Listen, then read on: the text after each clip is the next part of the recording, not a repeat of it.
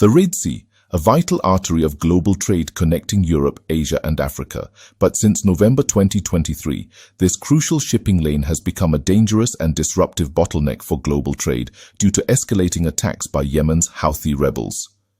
Using missiles, explosive drones and armed hijackings, the Houthis have increasingly targeted commercial vessels.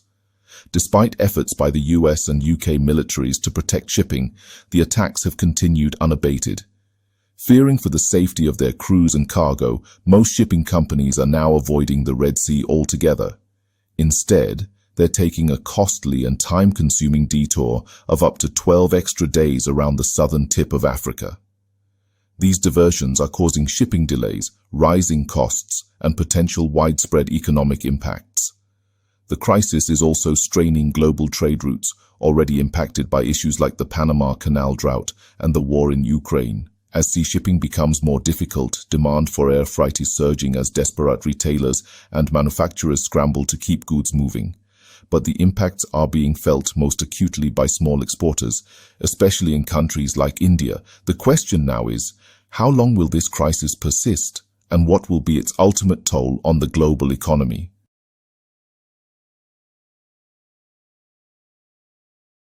The Red Sea is a long, narrow body of water that is connected to the Indian Ocean. It is located between the continents of Africa and Asia. The Red Sea is not completely open to the Indian Ocean. It is partially enclosed by land, with the Sinai Peninsula and the Suez Canal to the north and the Bab el-Mandeb Strait to the south. This makes it a semi-enclosed sea. Underneath the Red Sea, there is a large rift in the Earth's surface called the Red Sea Rift. This rift is a part of an even bigger rift called the Great Rift Valley, which runs through Africa. The Red Sea Rift is causing the land on either side of the Red Sea to slowly move apart. As the land moves apart, the Red Sea is getting wider over a very long period of time. This process is called seafloor spreading. There are 6 countries that have coastlines along the Red Sea. On the western side of the Red Sea, which is the side closer to Africa, there are 4 countries. 1. Egypt. 2. Sudan. 3. Eritrea. 4. Djibouti. It is a small country located at the southern end of the Red Sea, where it meets the Gulf of Aden. On the eastern side of the Red Sea, which is the side closer to the Middle East, there are 2 more countries. 1. Saudi Arabia. It has the longest coastline along the Red Sea, stretching from the north to the south. 2. Yemen.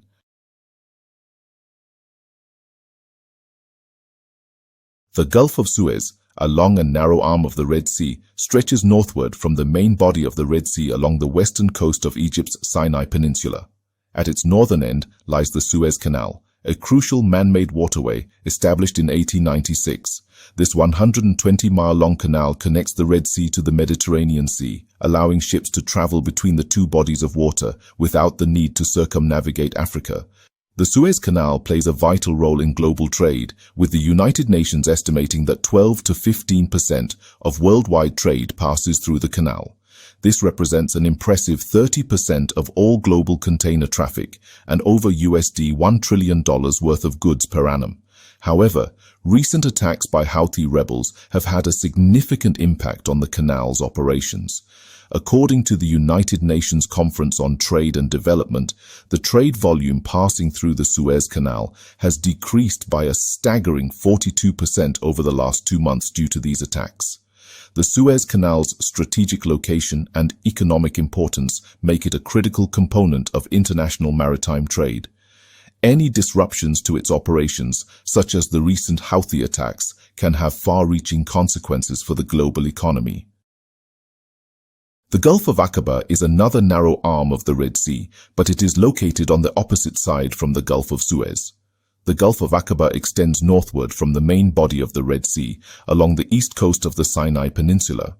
The Gulf of Aqaba is bordered by 4 countries: Egypt, Israel, Jordan, and Saudi Arabia. Each of these countries has a port city on the Gulf, such as Eilat in Israel and Aqaba in Jordan. The only way for ships to enter or exit the Gulf of Aqaba is through the Strait of Tiran, which is located at the southern end of the Gulf, where it meets the main body of the Red Sea. The Bab el-Mandeb Strait is located at the southern end of the Red Sea. It connects the Red Sea to the Gulf of Aden, which is a part of the Indian Ocean. The strait is the only way for ships to enter or exit the Red Sea from the Indian Ocean. This means that all ships traveling between the Mediterranean Sea and the Indian Ocean through the Red Sea must pass through the Bab el-Mandeb Strait. In recent times, the Houthis have capitalized on the strait's significance by launching attacks on ships in the area, effectively asserting their control over this critical waterway. The country of Djibouti is located on the African side of the strait, while Yemen is on the Asian side. The major ports located along the Red Sea are 1. Jeddah Islamic Port, the largest port in Saudi Arabia. 2. Port of Sudan, the only major deepwater seaport in Sudan. 3. Port of Djibouti. It serves as a major refueling and transshipment center. 4. Port of Aqaba, Jordan's only seaport, located at the northern tip of the Red Sea, the Gulf of Aqaba. 5. Port of Eilat. The Port of Eilat is Israel's only port on the Red Sea. It's located at the northern tip of the Gulf of Aqaba. 6. Port of Al-Hudaydah, Yemen's main port on the Red Sea. Since November 2023, Yemen's Iran-backed Houthi rebels have dramatically escalated their attacks on commercial shipping in the Red Sea. Using a combination of missiles, explosive drones, and armed hijackings, the Houthis have targeted dozens of vessels.